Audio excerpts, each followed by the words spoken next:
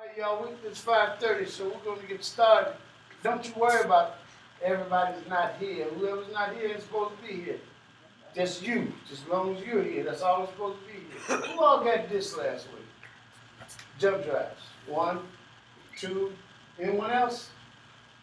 Okay, we'll say ooh, 3. Got 3 jump drives. Got people with jump drives. Okay, good. Now listen, did you go in and open it up? That So- was it. You did get violence in the promised land.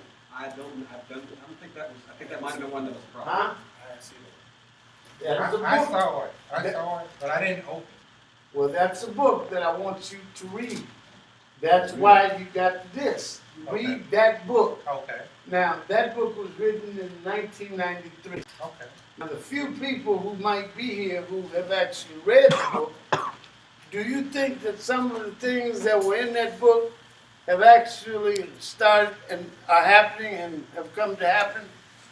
It was my judgment, like eerily, like a prophecy, or at least written from the stance of a, what do you call those guys, like they can forecast, what do you call them? Psychic? No.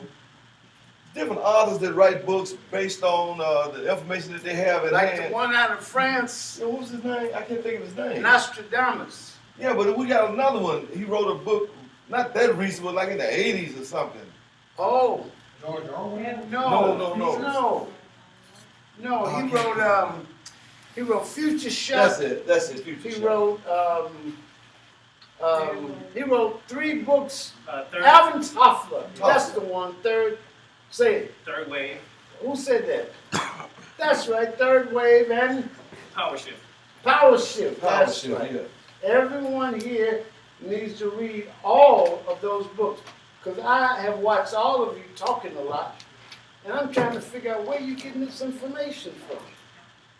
It might be wise that you actually know what it is that you're talking about. So, Violence in the Promised Land is something that can aim you at doing the research. I think one of the things that it's talking about is mind control. Because I've heard a lot of you on the internet talking about mind control. What have you done to study it? Come on, I'm waiting on somebody to respond. What have you done to study it? Mind control. I saw one of the videos Of what? on the Red Hill training. And they Okay. talked about how this lady, she had this magnetic thing that she put a quarter on and it jumped. And she also went to the back of, right to the back of her hand, and she was able to make her hand. That's right. So I thought that was pretty fascinating. It is. That is. And I appreciate you. I didn't know you. What's your name? Ricky. Yes, sir. Ricky what? Because I know everybody that's Bro. there. There's a lot of people there. What? Yes, Ricky Grove. Okay, As I'm an gonna have to oak go grove. in and check. Because I'm supposed to know who you are, Ricky Grove, for Okay. real. And I am starting to know because you've shown up again. You come back. Everyone that has a disc, please, are you members of the Red Hill training? You are. That's where I know your name from. Yeah, that's where.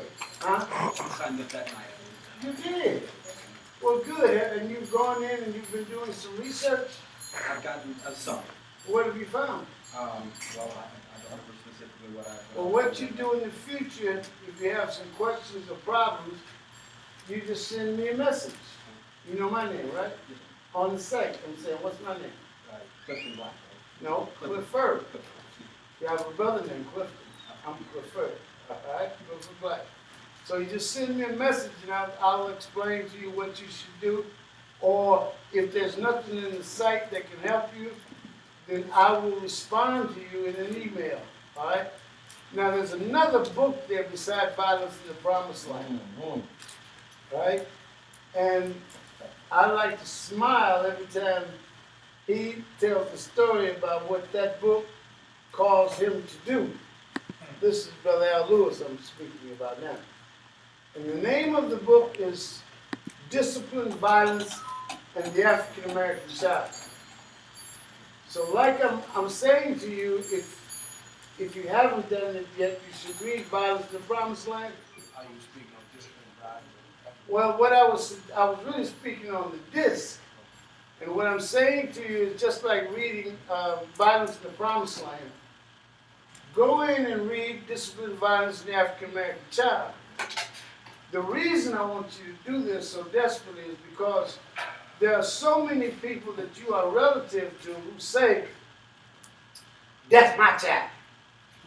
I can do what I want to do with my child.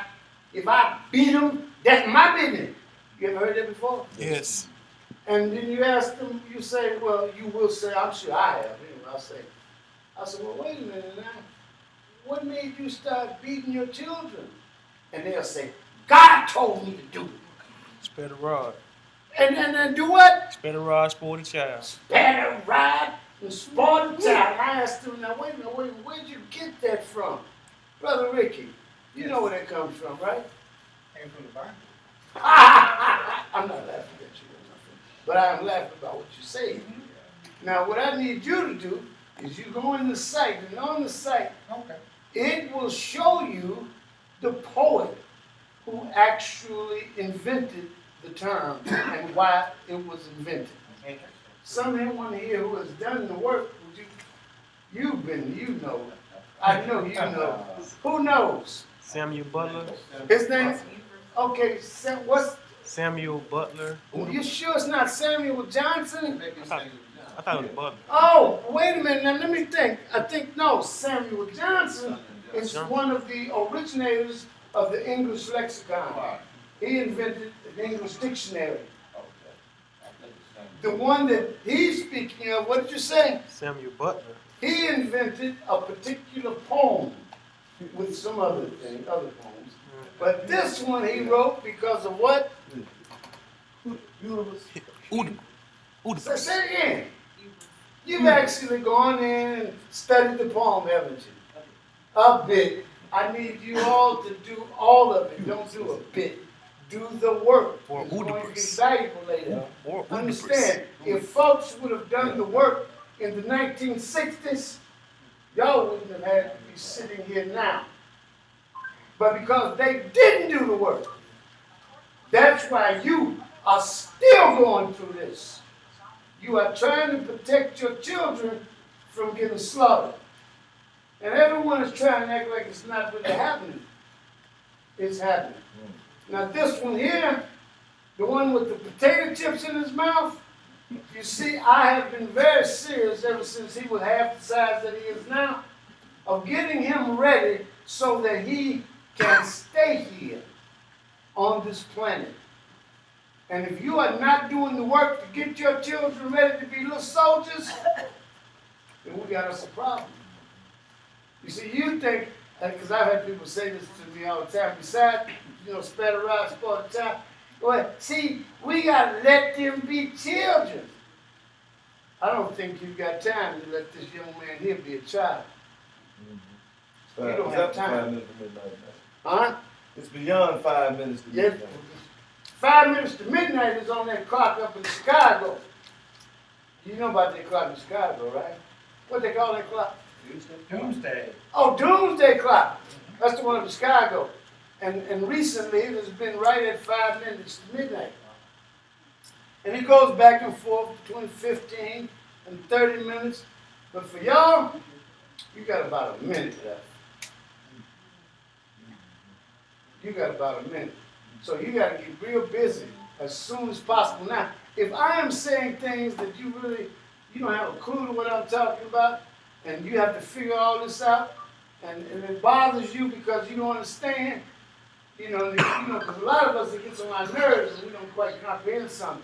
You better get over that, because we got something to do. And the quicker you get past worrying about what you don't know, is the quicker we can find out what we need to know in order to survive. So anyway, what did you say I was on? Supervisor and American child. So now I hope we're going to get past spare the rod, spoil the child. Everybody got there? We got to get past that real quick. It's in the Bible. It's a poem by an English author that was actually constructing a poem about the English Revolution, one of the English revolutions. And spare the rod spoil a child had to do with wear something when you're getting ready to have sex. So that you can actually spoil the event that is subject to happen. That's what the poem had to do with. Now a lot of folks say, well no, it had to do with God. Show me in the Bible where it says that. Now some of y'all gonna try to tell me that it says that in Proverbs or something. What's that, Proverbs what? Oh, y'all don't even know what you said is in the Bible. Ain't that something? There is a reference to not that. I think it's he who spared the rod. And you mean to tell me what's the rod that is talked about in the Bible? What is the rod? Shepherd's staff. The shepherd's staff. Well, what letter in the alphabet, is that a World Book Encyclopedia, what letter in the alphabet is that? What letter in the alphabet is that? L. Shepherd. What? L. The letter L. So what is the letter L in Hebrew? Lamed. Now what is the letter L in Greek? Lambda. Good. You know what? Why did it take you getting all the way to college to learn the Greek alphabet? Oh. Out. Ain't that some crazy stuff? But I'm suggesting that our children are supposed to know the Greek alphabet by the 3rd grade. Every letter. And somebody will say to me, they always say this to me, well, why do we need our children to know so much? Ain't that something? They don't need to know that. They don't need to know that, huh? You know why they don't need to know that? Because damn fool, you didn't bother to do the work when you could have done it. So that you could have helped this child get ready. And you better get them ready, your children. You know, what are they supposed to be, the hope for your future? Huh? Come on, tell me now, is that what they are, the hope for your future? Well, I hope y'all stop with that nonsense. You have to be the hope for their futures. Y'all got the same future I got. It ain't too bright. You know, my future it ain't promised to be around it too much longer. But they're gonna be here for a while. You better start getting them ready. Then someone says, well, why do we have to learn the Greek alphabet to get them ready? That's strange. Then they get to college. And what's the first thing that what's the first thing that one of them they come and try to get them to learn? What? The letters of the Greek alphabet, because they're going to become Greeks, right? Well, I think they should learn the Greek alphabet, like I said, by the 3rd grade, first grade. In other words, how many of y'all have they told you your children got to read by the time they're in the 3rd grade? Haven't they been saying that all over the news? Yeah. That's what the mayor's talking about. The 3rd grade. 3rd grade. Yeah. want to know about kindergarten. When they get there, they want to know about it. You're saying that, but I think that's something you learn. But this city is saying that it's going to put big money into making sure they can read by the 3rd grade. Alan, what is the general, I'm trying to frame the question right, because you're in the public school system. What is the reading aptitude of your average third grader? I mean, when they would get to 3rd grade.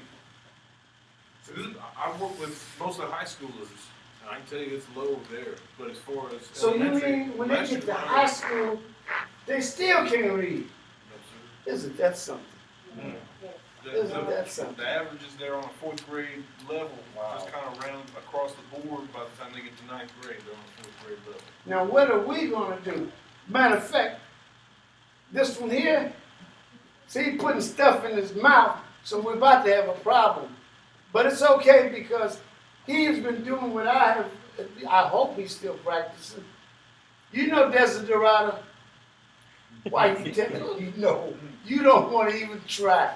Just stand up and turn around and try for everybody. You and your mama, she's gonna give you the cues.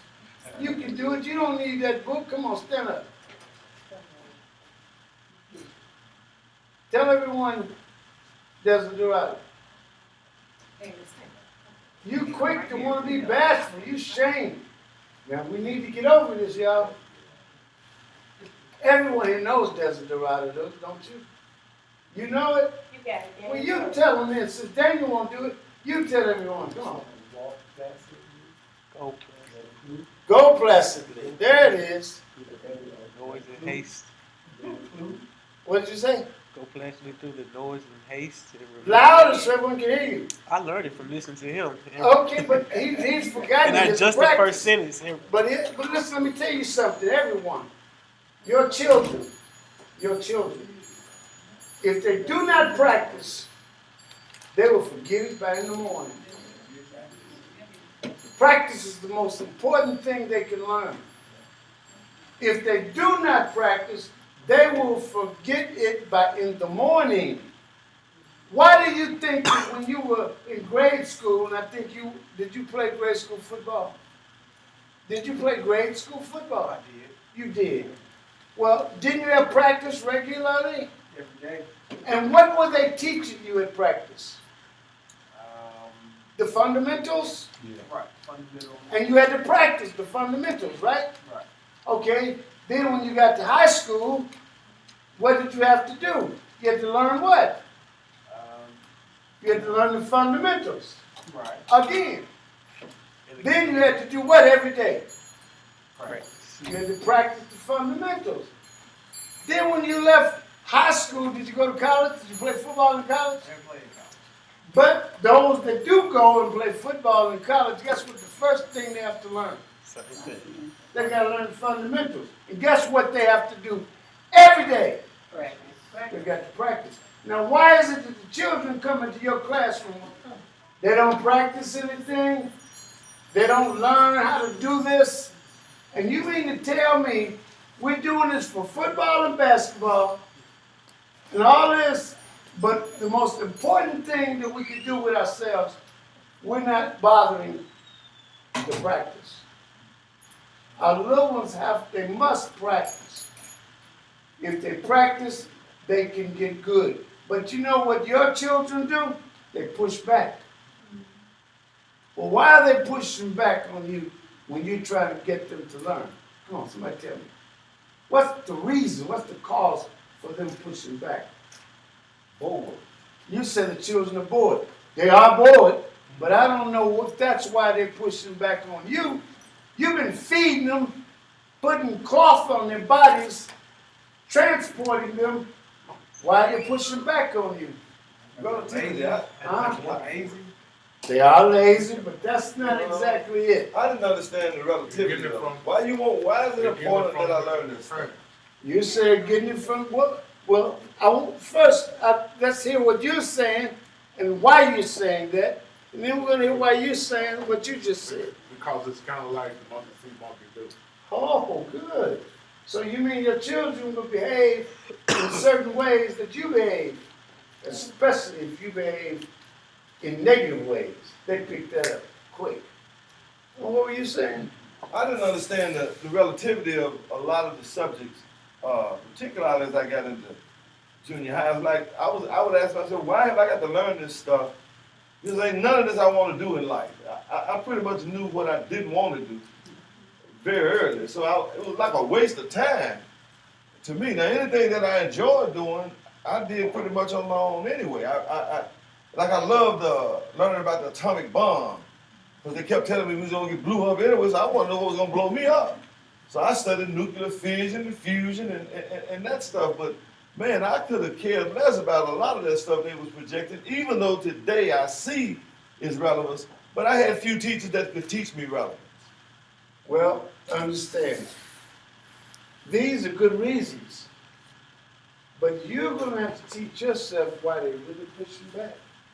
You see, because I know how she tries to do for this one, but he pushes back.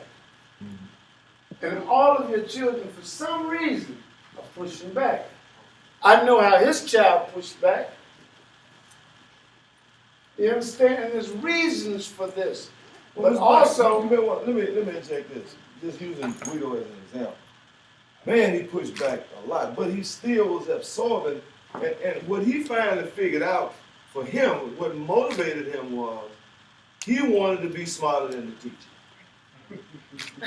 And I was his teacher. I mean, that was his goal was to get him to kiss the ring. Oh, That was his. He was like, I'm gonna get Mr. Black one day. But now, when he would go to regular school, boy, he was a monster. I mean, like, because he knew a lot of techniques to get by, and he knew how to. If a teacher said something he didn't like, he would tell the teacher, "Well, you have a nice and blessed day." No, hold on. Yes, lady. Have I met you before? Who, me? Yes. Oh, I'm not sure. I mean, you look familiar. I'm sure I've seen you before. Have I ever met her before, April? At some point in time. How old? You must have been a little one. Probably. What does nice mean? Nice? Nice means, it can mean pleasant. It can mean, Well, hold on. What you just said to me, where did you get that from? I just thought about it. I'm just thinking But where about, did you get it from in order to think about it? I must have either someone told it to me, I read it, I figured it out. Maybe in school, huh? Mm-hmm. But what they didn't teach her, we know for sure by what she said, is they didn't teach her how to etymologically trace a word. Because if, in fact, you etymologically trace the word nice, and you make it to Latin, what do you find? Reason. Okay, good. That's the word for what? Nice. That's what nice came from. But what did nice mean at that time? No, What? no knowledge. Foolish. No knowledge. Silly. Ignorant. Wanton. Can you understand what we're saying here? Sometimes when my little ones, I'm talking about little ones, when the teacher would really make them upset, they knew how not to react and not to tell on themselves, so that the teacher, because we had so many young people wind up in front of a principal, wind up put out of school, we had to get them to learn how to keep your mouth shut. There's an art to this, all right?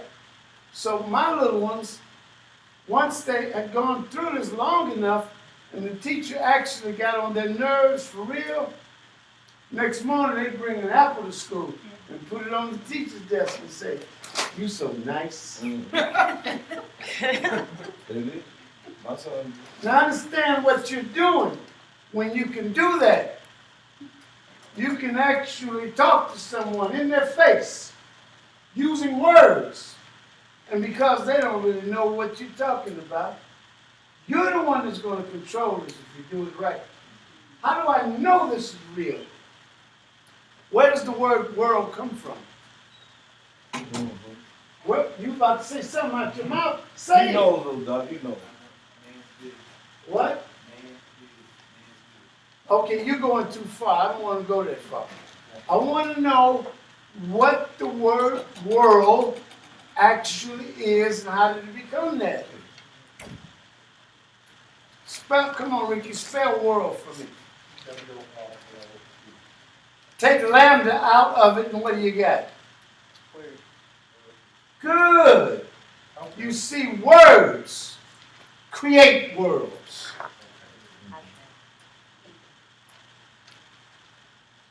And words have the power to make you see what the speaker or writer wants you to see.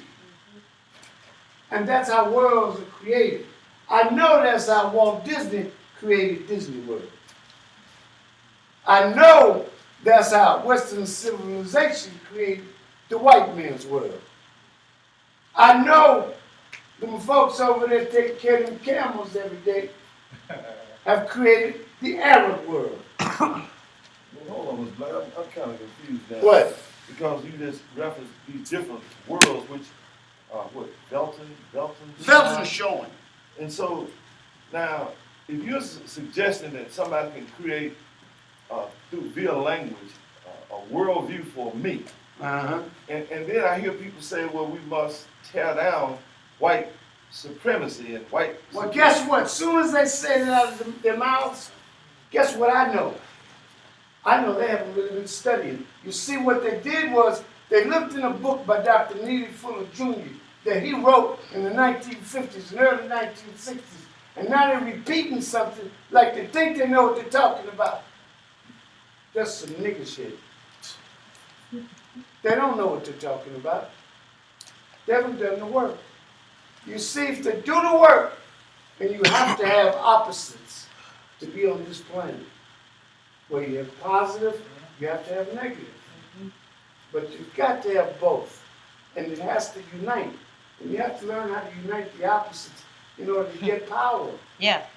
Now understand what is really going on. When they say that there's such a thing as white supremacy, what did they just say? But there's There's such a thing as black inferiority. Now, guess what, Miss Shirley? You came back, so I know you couldn't possibly be an inferior so-called black person.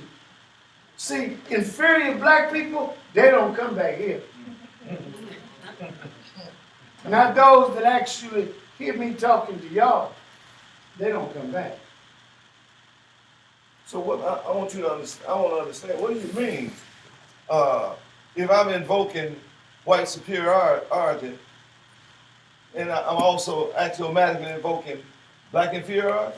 We just said that if you start your car up out there, the positive and the negative part of the battery have to be hooked together.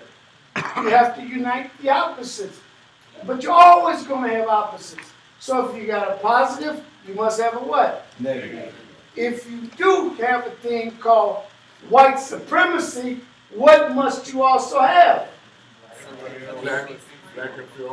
Now, do you actually think that you can look at this child and see an inferior person? You don't. Yeah. You do. If I'm looking at that child out of the eyes of somebody that implants that thought in my head, yeah. Well, understand something. If that's the case, no problem. Then you just let yourself become a damn fool. Now, I'm suggesting that you shouldn't do that. Oh, You should- wait a minute. Yeah. Hold on. Okay. Now, these people got the power to create visions via language, which would be a word. Okay. And in this, So Marcus Garvey created what world? Negro. The Negro world. Everyone here has read articles out of the Negro world, right? You have all read articles out of the Negro world, right? You've read those articles. Good. Who wrote them? Who wrote them? I'm talking to whoever the person is that just said yes. Who wrote the articles? We don't know. Don't worry, I know what I'm doing. You said, a lot of you said, I read Malcolm. Don't you say that? Come on, tell the truth. yeah, And then I asked you, okay, no problem. What books did he say that he read in that book? And you cannot answer my question. And my question is, I don't think y'all read, or my statement is I don't think you read Malcolm. No, you know what? When you read The Miseducation of the Negro by Carter G. Woodson, and you always say that he was writing about somebody else, he wasn't writing about you, you lying. Then you get mad because I get up in public and say, you lying. Now you want to be angry. I read the book. How would you know if somebody was lying? Because if you read the autobiography of Malcolm X, what books did he read? It's in there. What books did he read? He read the dictionary. How many times? 3. Why did he need to read the dictionary 3 times? How did he come about reading it the first time? I thought we read the autobiography of Malcolm X. And then someone will say, well, see, I read the book just because I don't know what was being said in the book. Well, you know what? You can't read. And now you want to admit the fact that you can't read. But you just told me that you cannot read. Wait a minute, Doctor, now I went to public school. Now I know you can't read. I went all the way to 9th grade in public school. But the public school in the United States of America has for a tenet that was written in the original founding of the public school system that everybody except a couple people in this room was never supposed to learn how to read. Now, a couple of people in this room, I think when you were here last time, Mr. White, you told me you'd been white all your life. So maybe if you had been, you were thinking that, you know, that didn't apply to you. But guess what? Even though it only applied to all y'all who thought y'all was black, and it's there. You can go read the history and find the tenet in the public school system, under the creation of the system, that said you were never supposed to learn how to read. It's there. Now, when do y'all think they changed that? Come on, tell me, when do you think they changed that? They didn't change it. They didn't change it. But that's not when y'all think they changed that. Y'all think they changed that when Abraham Lincoln freed y'all. Tell the truth. You know that's what you think. Didn't Abraham Lincoln free y'all? You say, shit, what do you mean by that? What do you mean? Tell them what you mean. How can you free somebody that's already free? How can you free somebody that's already free? You've been learning, and you just learned that. That's not what we're talking about. Abraham Lincoln, in what year, was supposed to free the what? The slaves. Now you get that out your brain for real. These people that they were had in bondage, okay? What year was that? 1863 is when the rule actually got out there. It was actually written in 1862, but the Emancipation Proclamation was basically in 1863. What does it say? Well, that's why. No, that's not it. But that's why all these children are supposed to learn Desiderata. That's why they're supposed to learn for my people. Now, all you good revolutionaries, I know you can tell me for my people, right? Because you've all looked at it and studied it, right? Hello? No. Wait a minute. Somebody, come on, who wrote for my people? Margaret Walker what? Alexander. Dr. Margaret Walker Alexander. Now, if you really want to see something about her, Jackson State has a library named after her. So in her archives are all of her works at Jackson State. All right? Anyway, Al? Yes, sir. I think y'all hold that thought and we'll come back to that. But I think he's got some stuff that we were supposed to be doing. I think it's time that we start doing that. Well, I was going to prompt you to. This is for most of you, probably a whole different style of learning. And I remember I started in August of 2003. I had been in a very serious car wreck. I wanted to see could I defy physics. And so I wanted to flip my car a few times and just see what would happen. So I flipped it 5 times and ended up breaking half of the bones in my body. Thurman Northcross brought me to dictionary class back in geology and jazz, but I had come in contact with Doc actually in 1994 when he talked about that book, Discipline, Violence, and African Child. I was at a conference with him. A friend of ours, Floyd Veazey, was giving this conference, and it was at night. It was at Mississippi Boulevard, and we were there, and he was there. And when I would begin to share, we were in a circle, he would ask me some questions. And usually, I used to be one of the smartest cats in the room. I've been reading a long time. I even read the dictionary, I thought. When I read the autobiography, I tried to do what Malcolm did, a little. But he kept asking me questions to very simple things that it dawned on me I didn't know. And I do not like not knowing. That bothers me bad. I mean, like, so things like, so what does AIDS mean? Hell, man, you know AIDS. A mean? A? Shit, I don't know. What does A mean? I don't know. I never thought about it. I never gave it a thought. What does B mean? And so I went and bought me several dictionaries. The next morning we came back. But make a long story short, compress it. Man, I looked for this man for years after that. He would even be at my folks' house, and I'd come in, and they'd be at the table talking. I'd go like, yeah, that's that guy that got me interested in language. Like, what's the king's English?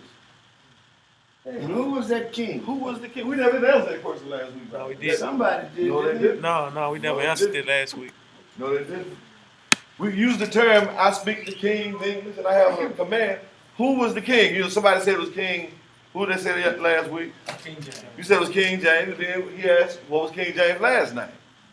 And somebody answered it was what? Stewart. But usually when I ask that question, people will say, well, King was his first name and James was his last name. But here's the thing. We hear these terms, and I thought it was rather innocuous. And I what does it do with me? But then when I actually looked it up, and I traced it back, and I got to the Egyptian hieroglyphic. That's the African hieroglyphic. And I went, wait a minute. Nobody ever suggested, hint, inferred to me in my life that the characters that later developed to become the English language originated on the continent of Africa. Nobody told, that would have made a difference in my life. Now, I want don't to you know think that it's strange that all these pseudo Werdashiki Africans that we got running around here don't have a clue about that? Don't you think that's kind of strange? I mean, I felt like it was criminal that had, because I was trying to find, well, what's the contribution of Negroes, of colored people, of black people, Afro-Americans, of African-Americans. Afro-Americans. I mean, like, goddamn, and I'm a descendant of a slave. Ain't that something? And I'm like, whoa, all this stuff is heaped upon me, and it's integrated into my brain, and I'm really confused and bitter and angry, and I find myself in August of 2003, and later we went to breakfast, and we sit there, and he says to me, he said, you really serious about doing something? I said, man, I'm at a threshold, and I don't know how to punch through. I've read everything I know to read. I've challenged myself. I do this. And you know what I told him? Go take all those books that you read, put them up on the shelf, and don't mess with that at all right now. We got something else to do first. You see, you've read, I think you had read Introduction to African Civilization. Yeah, that's what I had with me. I brought it to class. He has read all of the erudite, the most in-depth works, but what you're doing is you're basically wasting your time. You see, the reason you're wasting your time is because you haven't practiced or studied or learned the fundamentals. If you don't learn the fundamentals first, and you go over here and you learn about Z, you learn the end of the whole thing, then I'm suggesting you don't know. I'm going to use my language. You don't know nothing. And then I'm going to use the king's language. You don't know anything. And we have to understand. Who was the king? Which king? The king with the English language? Yeah. His name was King Alfred, Alfred the Great.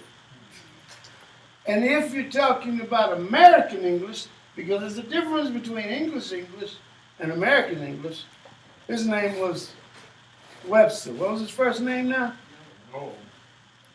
Well, some of those folks out there, I want them to answer these questions, the ones that they're going to all the public schools and finishing all the colleges.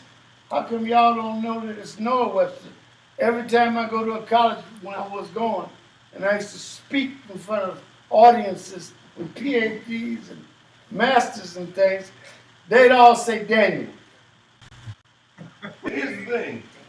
When I began to stress why did they employ Noah Webster to create a lexicon?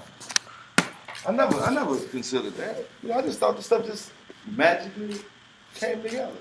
I never thought to ask, why did they need somebody, since they had the King's English, why was it important that they create American English? Anybody have an idea why?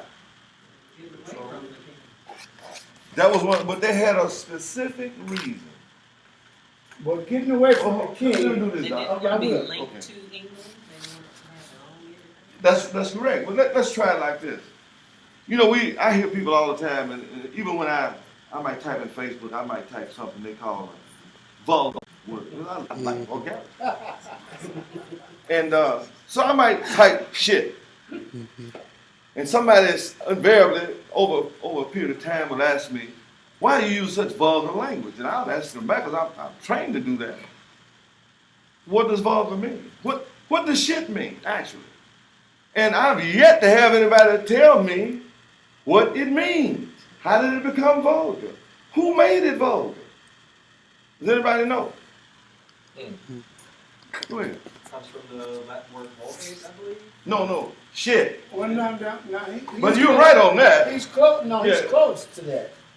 But vulgar, actually, instead of just dealing with vulgate, which was Latin, vulgate Latin, it actually would become linked to the villager, and the villager was the person who lived in the Lord's village, and the Lord was the owner of the property, the landlord. So now they spoke Anglo-Saxon. The Lord, the landlord, he spoke Norman French because the Normans had taken over. So the language of the Anglo-Saxons was considered to be vulgar. It was the language of the villagers. And the villagers were villains. They were bad guys. You know, like y'all, when you in underclass, you a bad guy coming out the door. And that's why people can think of you in such a way that they can shoot you for just being, what, black and in the car? But you're not black. Are y'all black or what? Well, some of us are. Well, who was black? Well, I am when I choose to be. You were good, but you got to know why you choosing to be. Oh, absolutely. Why do y'all choose to be black? No, Why do y'all choose to no. be black? Not everybody. There is a moment in time when it became Come on, choice. Miss Shirley. You know you was black for a while. Why did you choose to be black? Learn from where? From who? You don't look old as me, so you probably wasn't never colored, and you probably wasn't Negro. So why did you choose to be black? They wrote it on what you call your birth certificate? Oh, well, not colored. Oh, you colored. I'm Negro. Oh, they have Negro. No, I'm not. They wrote Negro on my certificate of On birth. the certificate Yeah. of your birth. Yeah. Yeah, it's not yours. No, it's not. You got it in your pocket? I didn't have anything to do with it. I would have put God on mine. Good, that's what you should have placed on there. I know some of y'all just got angry at him. Tell the truth. You know you got angry at him for thinking that he could possibly write God on a certificate of birth. But wait a minute. When they wrote the race on the certificate of birth, why did they do it? And who taught them what to write? Who taught them? Where did they learn it from? You said no one. Well, okay, who did it then? Why did they do it? Just looking at you. Looking at the mother. Looked at your mother. Well, if your mother looked like Adam, wait a minute, both of you Adams? Okay, if your mother looked like Adam, what did they write on it? White, Caucasian. White Caucasian. So have you done the work to see what a Caucasian is? You ever looked it up? You looked it up? Anybody in here haven't looked up Caucasian? Kristen, you looked up Caucasian? What did you get? And? Oh, we got something for you. Ain't that something? So what are you looking up, Caucasian? Yes, sir. Well, look it up, and when you find it, let us know. So we began this intense immersion over a period of weeks, which became months, which became years, and I had the privilege of having some FaceTime before they had the app with Dr. Black. And over the period of months and years, we became friends with one another. And so I got the opportunity to sometimes get him one-on-one, because like, I ain't gonna say nice, he's a kinder, much more gentler man than he was 13 years ago. Because I saw some stuff happen in class. I saw Kojic Bishop with his laptop in class. He'd been coming a while. And he asked him, he says, Bishop, that shit y'all be talking out of the pulpit, ain't none of that shit true, is it? And the man said, no. He said, y'all just make that shit up, don't you? The man said, yes. And I was aghast. I was like, damn, I would have lied or something. I mean, you know. And he got up and he closed his laptop. And I've never seen him anymore. But what was happening, we were transliterating the Bible, the Bhagavad Gita, the Quran, the Circle 7 Quran. We were going in and we were translating and looking up the words and figuring out, this is over a period of some years now, we were beginning to do this work. And our heads would start hurting. It was like, whoa. If you do this, you are going to have headaches. Because here's what it did with me. It challenged all of the worlds that I had been living in. It really did. It made me question everything. I mean, really, literally. And I remember saying, well, damn, man, you telling me I got to start all the way over? That's right. And he said, that's what he said. And I said, well, I'll never be able to do what you do. And he said, that's right. Because he'd been doing it a lot longer than I had. But that doesn't mean that I couldn't start. And so I started with the basics. What does A mean? And A means who is new and who's first time here? And A means Of what? You heard that somewhere. Now, we're not trying to embarrass or shame anybody. We're trying to make a point here. How old are you, brothers? 36. 36. If at 36, you don't know what A means, and I didn't, and I was in my 40s when I came. If you don't know what A means, have you ever considered just how much more you possibly might not know about this language? I have several things that I don't know about the language. I need to take etymology in high school, but I think I've forgotten a lot of it. And, well, did you get a little red book that they had you, with a little red book that they would teach etymology out of? His name was Ayers or Alders. Do you remember the author's name? Well, if you don't remember the author's name, they would not teach you etymology. What they did was, if it was in the city of Memphis, Tennessee, over at Central or White Station, one of those schools, I don't know which one, but if it was one of those schools, I know the book, I know the author of the book, and I know what the teachers had been taught in order to teach the children. All they were doing was trying to get some state money based on state funding. So they set up a class and they said, we're teaching etymology. But they didn't really teach you what to do. They weren't trying to teach you what to do. Because if they teach you what to do, then you'd be Steve Jobs. And they don't want to compete with you. You see, the fact that your parents have had to try to do what they've had to try to do to keep you alive and get you here, then that means if you come this far, then you are something to compete with. And they don't want to compete with that whoever they are. Now usually, you ever had a thing about who they are? Or who are they? You ever had one of those issues come up? Who are they? You ever had that, Brother Ricky? Yeah. Okay, let me tell you how to find out who they are. Everybody that's listening, please pay attention. Go one day over on McLean. McLean and Valentine is a good place. Take some binoculars and look up. What you're going to eventually see is an airplane flying over your head, right? Take the binoculars and look at the plane. What do I want you to see? The number? Well, he told you. Oh, I'm sorry. No, it's okay. I want you to see the numbers on the side of the plane. You You got it? Now, once you have the numbers that's on the side of the plane, do what you have to do. Go to the computer. Go to your telephone. Go out to the airport. Whatever you got to do. But find out about that plane. You see, it's got to be public knowledge. Whoever's flying that plane, whoever they are, you can find out their names and you can find out everything about them. Now, if you can find out the names of the people flying that plane up there, then you can find out the names of the people running the CIA.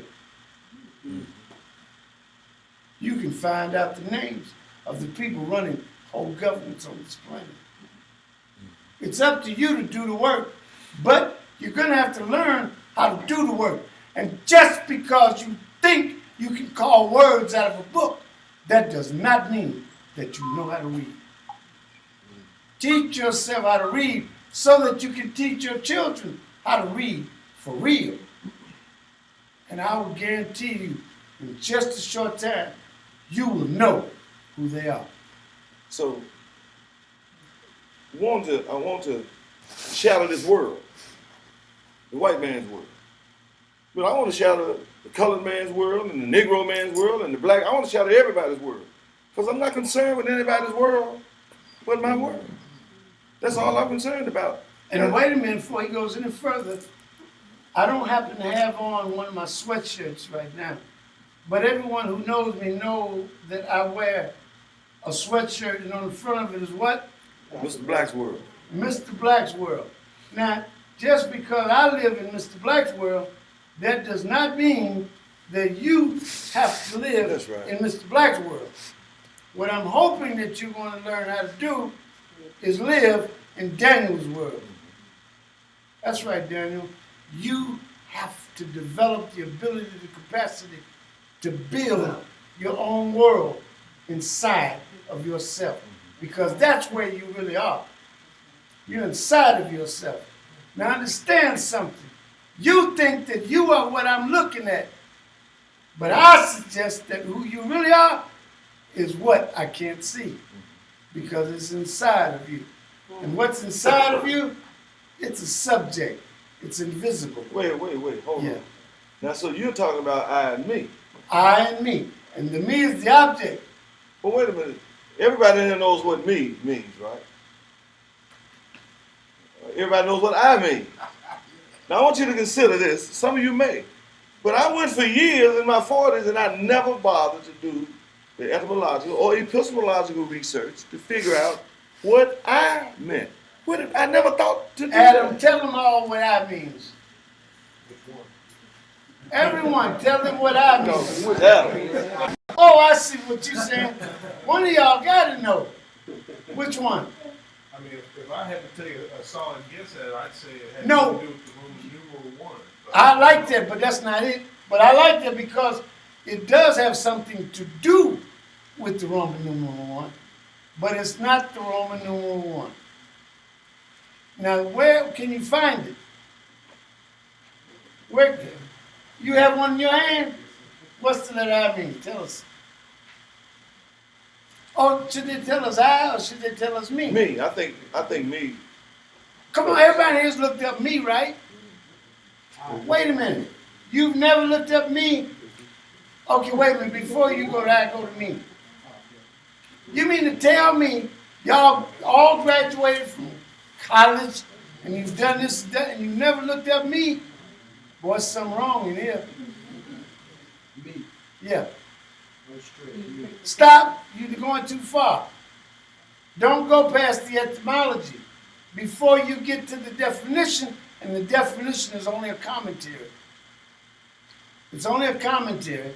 Read us the etymology. Who in here can help him read that etymology out of this book? On me. Let me see what dictionary he's got. He's got the one. That's the right one. I'm almost positive. You got me? There's some brackets up there. Look in the bracket.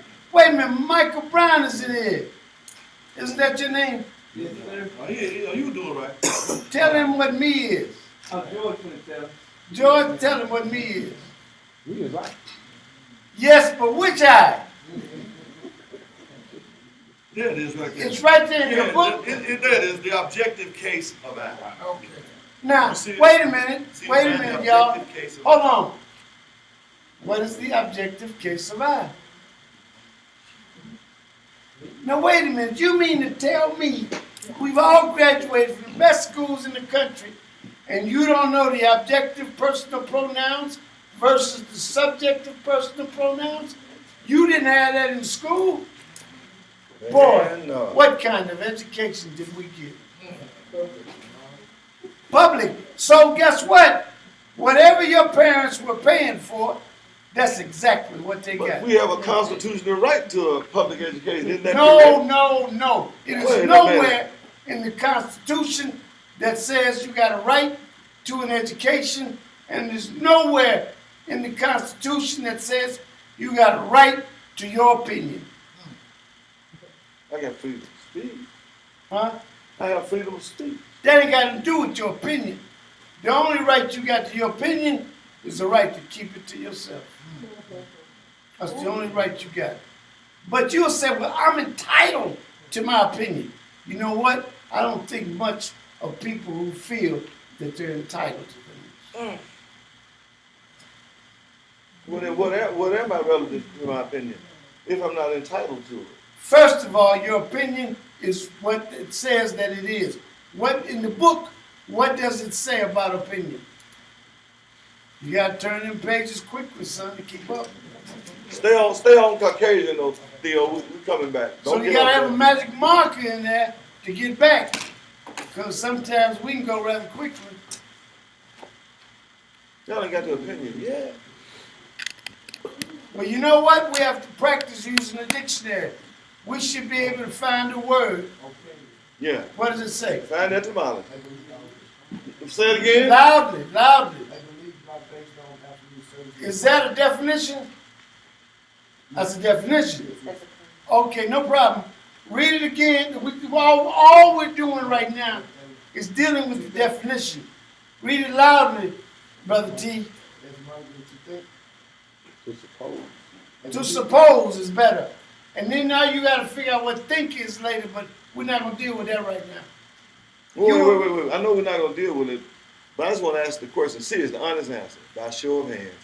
How many people have ever looked up the word think and thought to see what it means? The black race, see, the black race did this, and the black race invented that. As long as you're doing that, this will never stop. You say, well, I'm going to do this as long as they are trying to be the white race. Well, you know what? As long as this white race and black race stay out here doing what they're doing, y'all in danger. Because this is about to explode.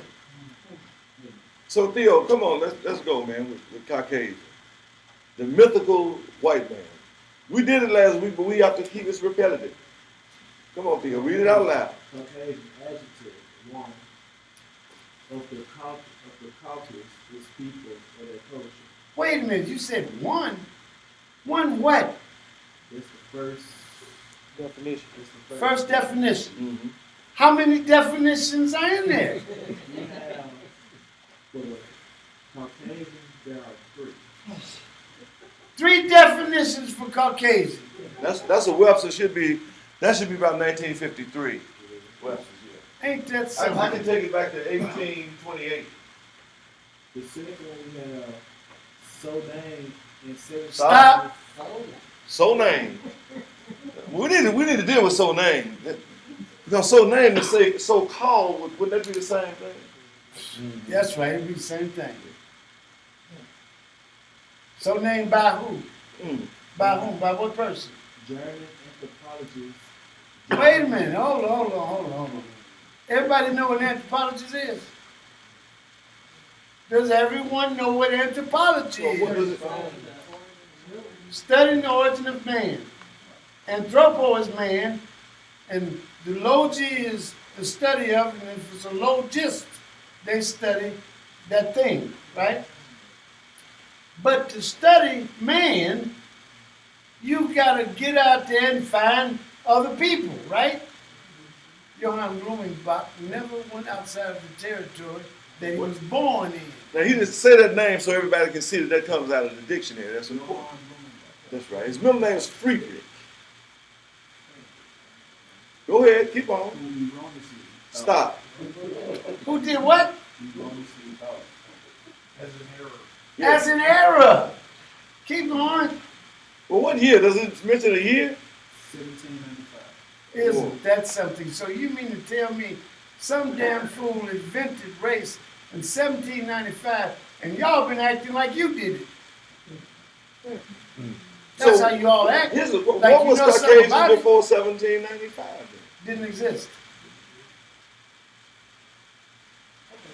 Yes.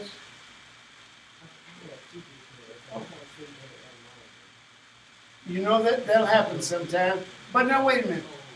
Sometimes it's at the bottom, too. Sometime it'll be at the bottom, sometime it'll be at the top. Wait a minute, hold on. But if you pick up a book without an etymology bracket, all right, what is the word healthy?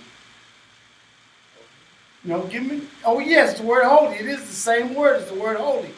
But if you go from healthy, you'll never find etymology with the word healthy. So now you have to go to the root of the word healthy. What is it? The root is health. Now you have to go to the root of the word health. Now what do you have? Heal. Now you'll be able to work your way to whole. Now you'll understand sound. Now when you have something that is whole, it is one, it is both. Sound relative to this, it is sound body and sound mind. You'll get to son, won't you? Insanity is in there? If son is in there, son is going to deal with saint and going to deal with holy and whole relative to a holy man, a saint. And this is a healer. But trust me, only thing you've ever done to do any of this is you've gone and listened to some damn fools get up behind one of these things and holler and shout about something they ain't got a clue about. And because you don't have a clue, you've never done the work for yourself. You just don't believe in that nonsense. And when you believe, you got nothing. Let me tell you something, folks. Let me tell you in another life what I used to do for a living. I was a conjure man. That was a conjure man is, right? I could make things disappear, like your money out of your pocket. Particularly if you like to gamble and you saw me with my cap on like this, and I had a big roll of money, and I had 3 cards. Y'all seen that? What do y'all call that? Molly. What you call it? 3 card Molly. Anybody ever heard that? Well, see, right away he just identified himself as a Vic. Or a red card. Yeah, see, because the players don't call it 3 card Molly. They'll call it the red card or shaking the brawl. You get what I'm saying? So I already know I'm finna try to get his money. But I said that for a reason. Well, good. I'm good. I'm not saying you're a Vic, but I'm saying that was the way we identified Vics. But I know that right now, there are people in this state who identify, oh, y'all, everybody in this room, including the 2 Adams, as Marx. I'm serious. And understand what he's talking about, and he was just somebody learning magic to be a magician, but understand the real magicians That's right. are trained in Rome. The real magicians are trained to be rabbis. The real magicians are trained, what? Rabbi. No, I didn't say that. He made a distinction between I the said two. the real magicians are trained in Rome. And then I said that rabbis are trained to be real magicians. And understand something, very few of you have ever looked at real magic. You've looked at a lot of illusionists, people who can perform tricks, and someone has convinced you that that's magic. But understand, did you just have a child? I did. Well, you see, when that child actually stuck his head out and got ready to come out, and it materialized into thin air. Boy, That was a moment From the I was Matrix. shocked. of magic. I was like, what? From the Matrix. That was a moment of magic. And then, in order for her to bring Daniel here, in order for you to bring that one here, you had to die. How did you die? Well, your body, the female body, has to separate completely. Now, it's just a moment, a matter of moments, seconds that this happens. But it happens. They said it hurt too. Hey, let me tell you something. When they cracked my ribs, and I was in the hospital, and they put me through one of those big machines, Oh, that and the was. nurse said, "What's wrong with you? Women go through this all the time." And I was hurting so bad, and I looked up at her and said, "You know what?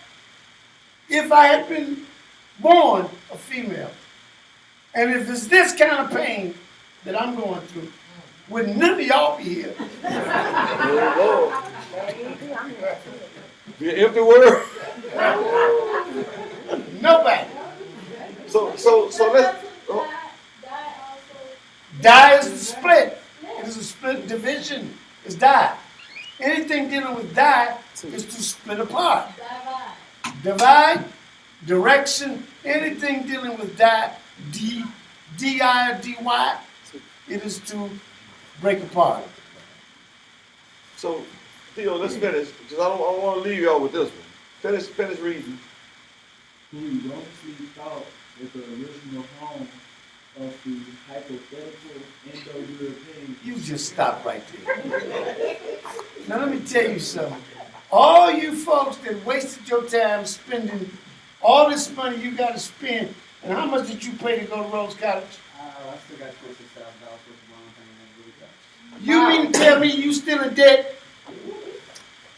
And they had you over there, at Rhodes College 13 years ago, and I didn't end up graduating. studying about some Indo-European language group. Hypothetical. Huh? A hypothetical. A hypothetical Indo-European language group. And you all thought, all of you tell the truth, you always all thought that this Indo-European language group was real. You thought race was real. You didn't have enough sense to realize that it was just a dumb white boy that invented this nonsense. Now he made himself, wait a minute, he made himself, because if he keeps reading, you're going to keep reading, son. Hypothetical Indo-European was the Caucasus. Although the following senses are now not scientific. Wait a minute, not what? Are not Now wait a minute, what's the word science mean? To know. Knowledge. To know. Break it apart for us so we know that you know what you're talking about. Break the word apart. Sci? Yes? Yes? Yes. What? Ents means sense. Inside connected to gnosis. What? Inside, is that connected to gnosis? In Greek. Yeah. In Greek. And psi is a Greek letter in the alphabet. And you have to understand science, which is ents, is a sense. It's a sense of knowing. That's the word. So a scientist is a lover of knowledge. You understand? But what's a racist then? A racist is a lover of their group. Of their group. It has Wait a nothing minute, to wait a do minute. with you love white people because you say you white. That's a delusion. Or you love black people because you say you black. That's all nonsense. But a group of people can be a group of basketball players. It can be a group of doctors, a group of teachers, a Police, group Blue of Lives Matter. what? Police, Blue Lives Matter. Police as a group, you say? It can be that. No, it is a group. Without a doubt, they're a group. Well, hold on, Mr. Black. Hold on, because Theo, go to race, because I don't think we did race last week, did we? No. Yeah, because he's saying something. I don't know if you're prompted to hearing, really hearing what he's saying, because what I found when I do this, and I still when we talk, and he'll say something, and I'm hearing it the way I've been inculcated to hear, and I have to stop and start putting my filters on and start thinking Because that's the way he talks all the time. And so now if he's saying these words over and over, and I'm assuming I know what it is, he keeps saying group, and I'm like, well, a race, well, I haven't looked up what race is. I need to find out definitely what it means. Because if I'm talking to somebody, after I began to learn this, the benefit was I could tell if somebody knew what they were talking about. Very quickly. Why, and since you said that, why are you all talking about racism like you know what you're talking about? Because y'all do it. You run off at the mouth about this thing that you call racism. So You let's do raised this. your hand, so you must be guilty. You've been doing it, right? You have been. Good. What does racism mean? You got racism? Just hold on. What does don't look it up. I like that you're doing that. What does it mean? When you racism, tell us what does it mean? Well, I was programmed to think racism is one class of people hating others. Some white people did to people who look like you, right? So So let me ask you this: would this be a correct statement then? I'm gonna use this term, but I'm not meaning it. The slave catchers, the paddy rollers back in 1865 were racist. Would that be correct? Okay. Now, would this be correct? Martin Luther King was an African American civil rights leader. That'd be correct. I'm asking anybody else. Would those two terms be correct? Somebody said no. Yeah. What? You said no. Who else were the paddy rollers who sought after the slaves? Would they be considered, and they were brutal to them, would they be considered racist? What did you say? What did you say? That's what I was programmed to do. But Mr. Ricky Yeah. said that the word wasn't even here yet. So tell them when the word came, Mr. Ricky. I'm not sure, but it was after then, after all that transpired. After a lot of that was happening, and was taking place, it happened later. The word came into being later, as far as the usage, especially in this country, that's right. So what happens is, we're going to get to his origin, but anytime you use modern contextual definitions and you transport them back to the past, you just painted yourself an unclear picture. You will not see the vital contextual nuance of what you're looking for, because you've already tainted the picture with a language or words that didn't exist. Does that make sense to everybody? So Egyptians weren't black? How could they be, and the term didn't exist? Well, you thought they were not too long ago. That's right. So you've been learning that it's impossible for the Egyptians to have been black. If race isn't invented until 1795, because the same man that created the term Caucasian creates the term Negro and Mongoloid. The same guy did it at the same time. He had a collection of skulls. I think they were sent to him, a box of them from England, is that right? London? He wound up with a box of skulls. A box of skulls. And it was nonsense. They just made up some stuff, and this is how they were explaining all this stuff. And look, even that man right there was sitting over there in class at Rhodes College. And I think my wife was sitting in class at Harvard. They were listening to people who were just repeating stuff that were just made up. Calling words. Just calling words. And they made up studies for academia that they have created so that they put a class of society in place where you have hierarchy. You understand? And you, I mean, how many of you have actually thought you were on the totem pole? Oh, come on, man. I'm Hell yeah. serious. Yeah. Okay, no problem. No problem. Now, where were you on that totem pole? I heard you on the radio say that you were definitely on the bottom. That's what you said there on the radio. On the bottom of the totem pole. Well, what about the Irish when they got here? Were they white people when they No, got they here? was niggas. Right. When the Irish got here in the 1800s, That's right. and right at the Civil War, and they all, when they came off the ship, they were putting them in the army. And they already had a culture, a language that identified them over there. as Black Irish, and it was thought by the English that they were niggardly. Now, how many of you have ever bothered to look up the word niggardly? I mean stingy. But now understand something. The reason that they were called stingy was because they didn't have anything. And they were working in the fields picking potatoes. And when the crops were diminished and there was a famine going on, and Mr. Boycott owned the farm, and they actually decided they were no longer going to pick any potatoes. The term boycott was invented. You understand? Now you have to understand these things because you don't understand what's going on. You don't really have a clue yet. And it's not just, do you know that the U.S. Army has a team of individuals who have been trained, and they have been training since they went into New Orleans to destroy all of the people that had been brought to New Orleans out of Haiti. And the people who had been brought to New Orleans out of Haiti practiced what?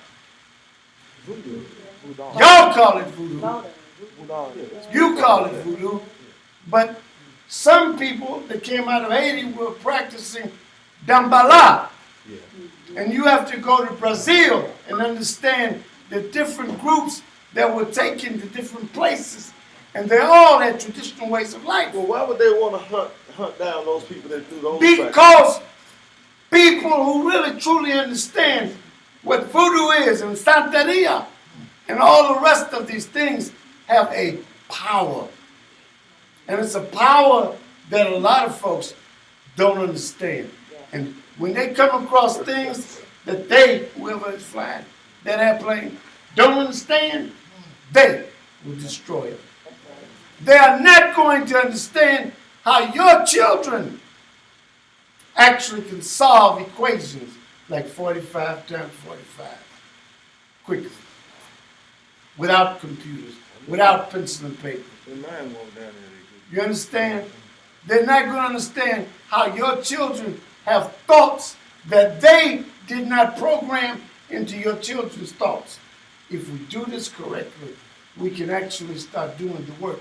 But y'all keep playing at this. I'm going to tell you what's about to happen. You are about to keep sacrificing your children like you did in Dallas and like you did in Baton Rouge. Baton Rouge. Baton, I think is what the police used to carry. What we call a baton. A stick. Rouge. Red. The place is called Red Stick. Now the people living there, they don't know they're living where a red stick runs things. You understand? But we have to develop the power to actually transmit to our children the way to do this. And that way they can stop martyring themselves, destroying themselves. I got it. Yeah. I got it. So, you got race? What's that? The etymology is from French to Italian, Rasa. rasa, to Latin, generatio, of the deity, it says seed generation. Now, wait a minute. Y'all are talking about the generations. How long is a generation? Come on. Come on. I knew you went to Central High School. You gotta know how long a generation is. Come on. Come on, Mr. White. A generation. 8 years? How many? 8? No. 30. What? You said 20. 30. 20, hold on. 20 is a score. He's got it. 30. 30. 20 is a score. You follow me? Now understand, you'll say, well, that ain't important. The reason you said that is because I don't know that. And it ain't never important if I don't know it. Y'all know that attitude, right? Yeah. Lord, yes. You know it. You know why you know it? Because you've grown up with it. Getting your ass beat. I can beat you because God told me to beat your ass. Better, Rod. Spoiled child. Can you dig it? Now, we've got to learn some things so that we don't have to beat on our babies. And if she learns this correctly, instead of beating your child, we're gonna do this another way. You mean to tell me you can't learn how to outthink a child? Yeah, that's what, I want to get back to the story. So, he gave me a written autographed copy of the first book, Discipline, Violence, and African American Child. And I went on and read it because I had this passion and still do have this passion. And I've been working a long time trying to get people of color, any people, but this is my color. This is what I grew up with, to question the punishment of their children using violence. And the reason I'm so passionate about it is that I was beat profusely as a child, brutally. I used to get stripped naked and beaten until I bled. And I mean, in my genitals, in my face, in my head, it didn't make any difference. When I was asleep, and it didn't do what they thought it was gonna do. What it made me was a goddamn fool. Because after a while, I became impervious to the violence, and I became a very violent person. And I got my mother was superintendent of curriculum and instructions for the Memphis Board of Education. And I'm an only son, I'm an only child, and I was expelled from Memphis City Schools. Hold on, Al. All right, sir. The reason I didn't wake you up a minute ago is because I know I tired you out. But listen, I don't want to hold you. I'm going to let you get out of here and go home because I don't want you having a wreck trying to drive home. I'm talking to Kevin Bradshaw now, y'all. Yeah. Would you? I understand. Go home and get you some rest. But listen, y'all. Kevin, would you invite them to copper or something at the next meeting so that all the ones of them who have ever been in a union he's now the president of the Memphis chapter of CBTU.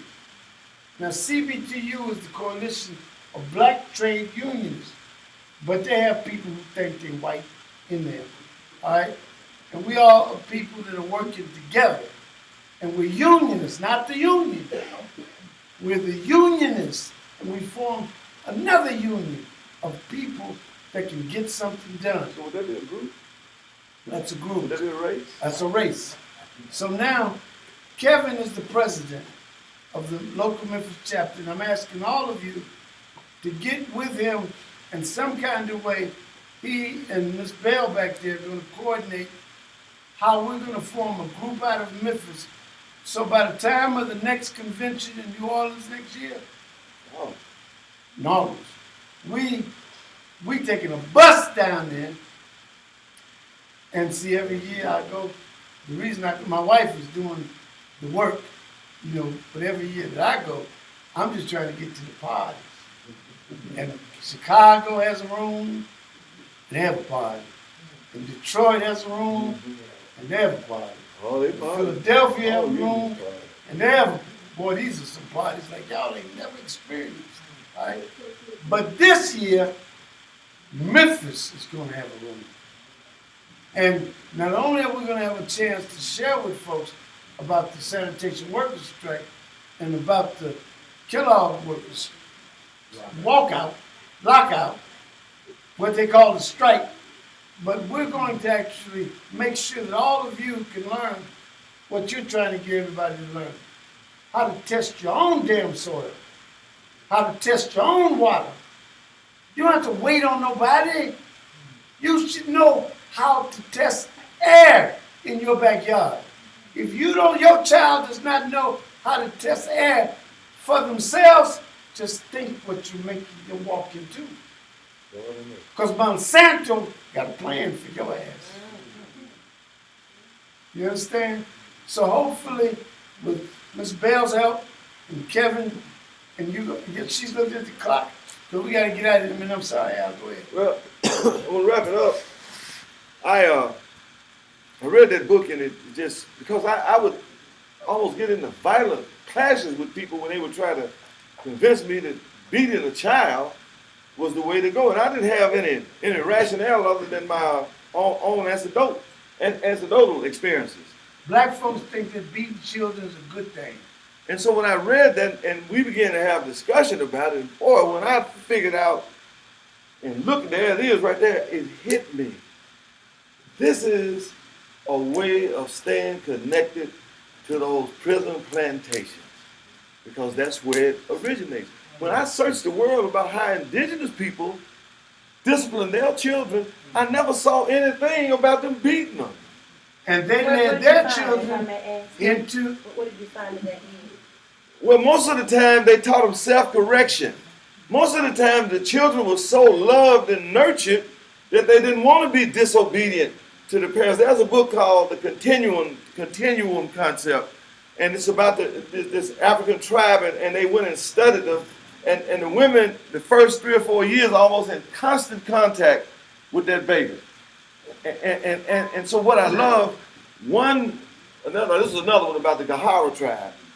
There was this big village, and this woman's 3-year-old left out of the hut one morning. And she didn't see her baby for 3 days. For 3 days. And she never inquired where he was. And so she missed him after 3 days. She wanted to reconnect. So she just walked about a half a mile down, and the baby was in somebody's hut. They brought the baby out. You see what I'm saying? And in this other village, there was this big hole, and it was about 30 feet deep, and they said it had been there for hundreds of years. And not one child had ever fallen in the hole. But they were never forbidden from going and looking down in the hole either. They weren't always doing this to them, and don't stop and do. They weren't doing that. Because those children were loved so much, they didn't want to draw the anger from their parents. That doesn't mean the children didn't cut up, but they damn sure wasn't beating them. There was another thing, you may have saw this, I saw it on television down in South America. They had this tradition where once a year, the women went out in the dark at night, and they could have sex with as many men as they wanted to. I mean, like, what a night. And these women were wed, married in their tradition, they had husbands. But once a year, this was their custom. And so this one woman came back, and she was talking to the other women in the big house, and she had been with 19 men. And boy, her husband couldn't take it no more. He got overwhelmed, and he ran and he grabbed her and pushed her, and boy, all hell broke loose. Now listen, this is how it was solved. Word got back to her family that he had assaulted her. He hadn't beaten her. Her family now comes to the big house, and they get into an argument. They're not fighting. But they looked out in the yard, and the children were playing out what they were doing. And that stopped the argument. They stopped and they looked at the children, and it brought them back to base. It brought them back to the fundamentals of who they were. And so it dawned on me now, if this practice of beating children goes back to the enslavement of African people, you mean to tell me something good came out of that? Because you ain't gonna never convince me that nothing good came out of that. So this is the only good thing that came out of this thing you're taught to call slavery, was beating the shit out of your children. That don't add up. And so hold on. How about this? Come on, right quick, Brother White, Adam. Come on, give me the word discipline. First, how is it used in the United States? Yes, how is it used? It's used as a reaction to something that's true. So you mean it's used as punishment? Right. The word is used, you punish your child, and that's disciplining them, right? That's one half. The other half is having a self-control, learning from. But black folks don't learn that is a part of discipline. But in the book that he's talking about, what you just said is there. The word discipline deals with self-control. But discipline itself is a word. What is the quickest word you can figure that? What? Disciple. Disciple. That's the word. That's what discipline actually is. Now, if it's a disciple, what is it? Follower. No, not a follower, but it is in the language, in context, it is said follower. But I think it says a pupil. So if it's a pupil, it is what? It is a student, And it is also that black thing that is in your eyes. That is an observer, a learner. No! A learner who is controlled well enough to start the process of teaching themselves. That is the disciple. The disciple will learn how to teach themselves. And they will be self-controlled. The word teach means to point out.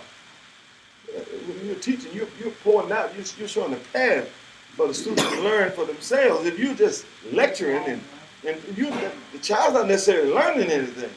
That's a quick thing. It happens and it goes away. Let's finish up with me and I. I want to do this with you, Doc. I'll start off and you All help. right, well, we gotta hurry up and get out of here in 5 minutes. All right, so if me is the objective case of I, so me is the object. It's something that you can touch. A sentient, it's a being. So what is me on you? What? Your shell, your what? That's right. Your body. The thing. The thing. And as a part of that thing, the other thing is your brain. It is a thing. It is a part of this body. That is the me. Now, keep going, Al. So now, I is the subjective case Of me. of me. I is the subject. But the I doesn't have any form. You can't. No body. It doesn't have a body. I is the thing. It is the animating force that's inside of here. Well, not so much the thing as the no thing. That's right. That's in there. It can't be touched, can't be seen. And you know what that reminds me of? Because y'all always talk about, he knows when you've been good. He knows when you've been bad. Aren't y'all always singing that song? Who y'all singing You're about? wrong for that. Who are you singing about? Santa Claus, man. Santa Or Claus. Saint Nick. Saint Nick. Well, you know, Nick is another name for The what you devil. call the devil. That's right. That's what Nick It's is. in the dictionary. It ain't made it up. You look it up. I swear to God, I ain't making up anything. You know, so I must be swearing to Al. I ain't making up anything. So here's the question we're going to leave with. If there is possibly a such thing as race, which their own dictionary, and you can get them in there, just don't take Webster's, look at all of them, but you got to get them old. They take it out of the new dictionaries. You won't find that information in the new dictionary.